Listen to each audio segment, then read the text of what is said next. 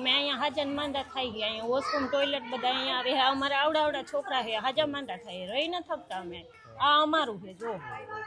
અમે રહી જ ન થકતા, એની વધારે તકલીફ છે, આ એક બેન છે હાંચવી નથી શકતા, આટલા બધા છોકરા છે હાલે જ નહીં ને આટલી, માર્કેટ વાળા જ અહીંયા આવે છે, એ જ અમારું અહીં બધું બગાડે, અમે અહીં રહી ન થકતા, અહીં કાન ખજૂરા ને એવા નીકળે છે, અમે અહીંયા છોકરા એને કાનમાં ગરી જાય તો શું કરું, માંદા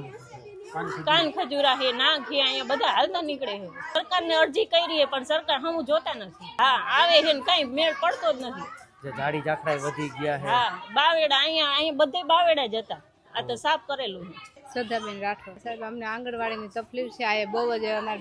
બીમાર રહી છીએ અમે, આ બધા છે ને શાકભાજી વાળા એ લોકો આ ટોયલેટ ને પેશાબ ને કરવા આવે છે, રોગચાળો તો છે જ, તમે પૂછો ઘરે ડેન્ગ્યુ ને વાયરસ તાવ ને ઝાડા ઉલટી, આ નાની બેબી રહી જમાથી આ બીજું ઘર છોકરા અત્યારે ઝાડા ઉલટી જ છે, આંગણવાડીની તકલીફ રહી જ ને સાહેબ, આ છોકરા આવે તમે જો ઓલા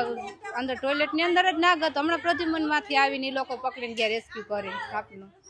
રજૂઆત હા અમે તો બે મમ્મી દીકરા ડેન્ગ્યુ થઈ ગયું, અમે ગુંદાવડી હતી ત્યાં અમે જાણ કરેલી છે, અમારા આંગણવાડીની પાછળ છે એની હિસાબ અમને ત્યાં એ લોકો શાકભાજી વાળા છે માર્કેટ, પેલા તો માર્કેટ હટાવો અને ફરતો ડેલો વાળો આંગણવાડીની જેટલી જગ્યા છે ને એટલી પેક કરાવો સાહેબ, એટલે એના બાળકો છોકરા કેટલા 70 થી 65 જેટલા છોકરા આવે છે, એની તમે પરિસ્થિતિ જો, એનું તમે શૂટિંગ ઉતારો કે આ કઈ છોકરા ભણવા આવે,